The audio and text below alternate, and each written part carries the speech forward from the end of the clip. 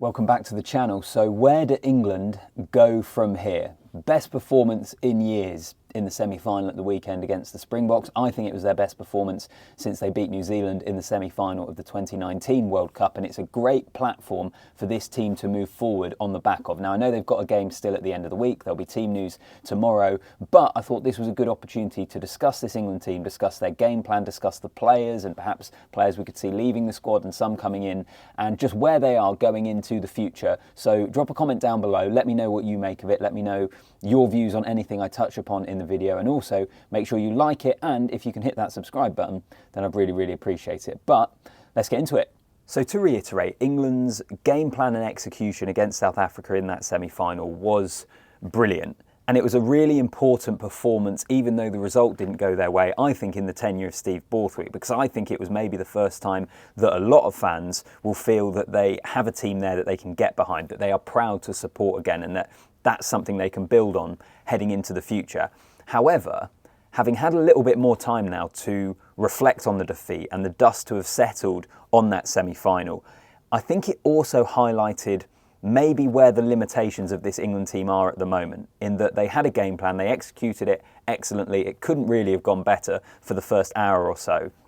But when the momentum started to change, when things started to not go their way quite as much, when the execution started to falter just a small amount, which helped allow South Africa get back into the game, were they able to problem solve? And I think that's actually been an issue for England for a little while. I think you look back over the years at England's best performances, and it's often been when they have dictated a game and controlled a game. How often are they able to problem solve and get themselves back into a match? And that sounds overly critical. England were brilliant, let me reiterate that.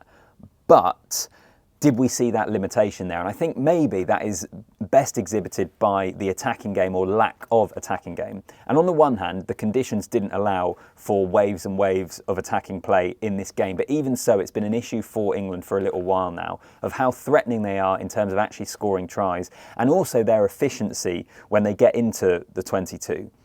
That's been a problem for quite a while as well. So I think moving forward, the attack has to be an area of focus. And I suppose that brings me on to my first main point of the video in terms of where do England go from here, and it's the development of a game plan.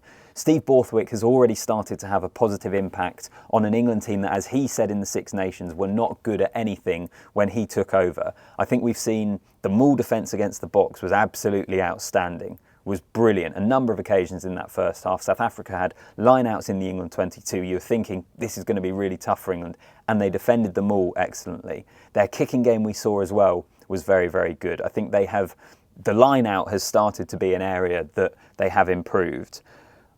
So they have a base, like you would say all those things are a base for England to build upon. But they need to kick on now. And they will. Part of this is time. He didn't have long with the players when he came in charge. He didn't have the coaching team he wanted at first when he first took over as well. So these things do take time. But I think that base is there. They need to develop that attack. That attack is so important, because I still feel that teams would look at England at the moment and they would say they've got some very good players. They will come in with a game plan that might make things very awkward for us. But would you be scared of them? Would you feel really threatened by the attack that they are going to pose? And I think at the moment you probably wouldn't. And it's something that Eddie Jones promised for a long time. The attack would get there. They would eventually get there. We never really saw any evidence of that. So that attack improving and adding layers to it is absolutely vital for them going forward. And then the most obvious one in terms of where England are at the moment and the development of that game plan, the scrum. And that leads us on to props, because for the second World Cup in a row, when they've come up against South Africa, when they've come up against the best scrum on the planet, they've been found wanting. And actually England were pretty decent for the first part of that game, but even so, it was the scrum when it started to creak, which was a major reason, the main reason why South Africa got themselves back into that game and why South Africa won that game. And this comes down to a whole host of different options. On the one hand, it's the talent pipeline, which for whatever reason hasn't been working for England, because you look at English rugby over the years, and a strong scrum and strong scrummages was like an absolute staple of it.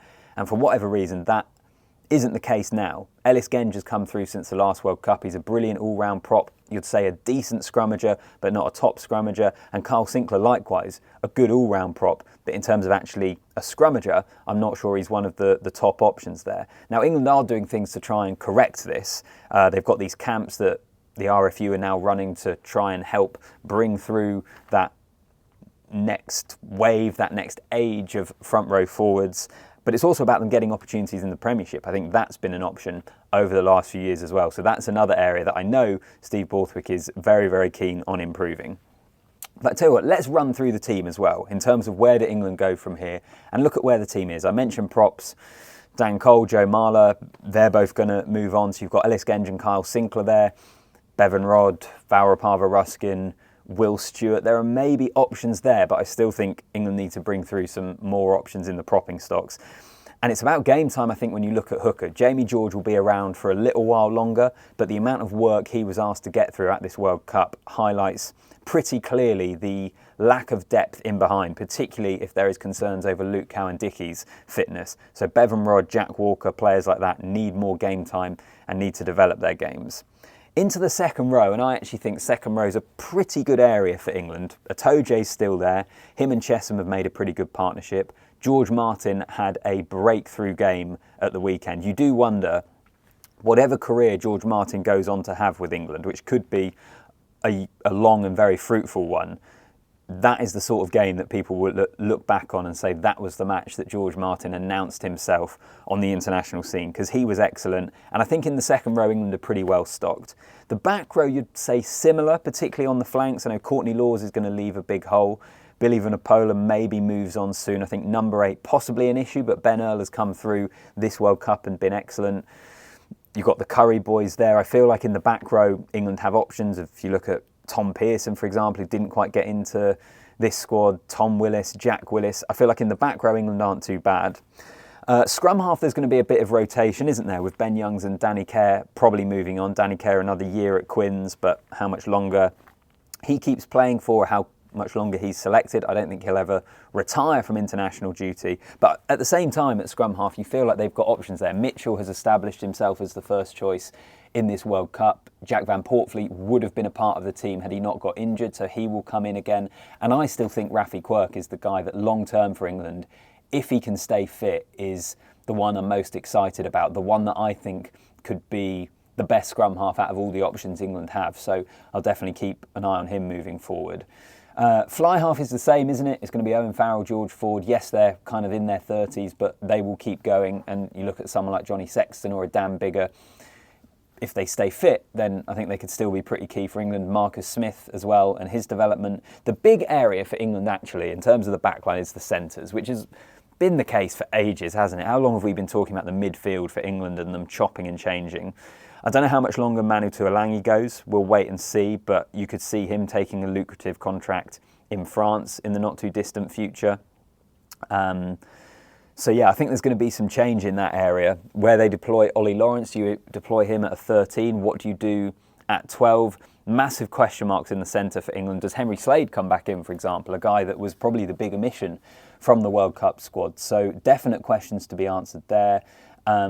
Into the back three as well, I suppose. Johnny May moves on. Anthony Watson will come back in. You've got Elliot Daly there that could play in the centres. Freddie Stewart, you feel like, is going to be a presence at fullback for a long time for England, even though he probably does have areas of his game that he needs to develop in terms of being a second distributor, some of the defensive work as well. But he's been so good under the high ball at such a young age that he will, I think, be in that 15 jersey for a little while. So yeah, where do England go from here? I suppose the big thing really comes back to what I said earlier in the video, the development of that game plan. To keep building on this, they have to kick on, I think. I think the Six Nations is massive for England because you've got this platform now. You've given people something to really build upon and get excited about. Let's see this team start to develop. Let's see it start to rotate. I don't think you go full chuck the kids in. I think there has to be a bit of a smart way in which you rotate players and move some players on so that you still have a decent experience in the team. But it's going to be interesting. It's going to be really, really interesting. It'll be interesting as well, actually, what team they go with for the third, fourth place playoff against Argentina. Because, again, I think there's a lot of guys who after that semi-final will need to be rested. So do you already look towards the future? Do you give some players like a Ben Youngs, for example, a bit of a swan song in the England jersey? we'll wait and see. We'll wait and see what they do there. Let me know what you make of it, though. Where do England go from here, particularly the development of that game plan? Yeah, drop it in the comment section, like the video, subscribe to the channel, and I'll see you in the next one.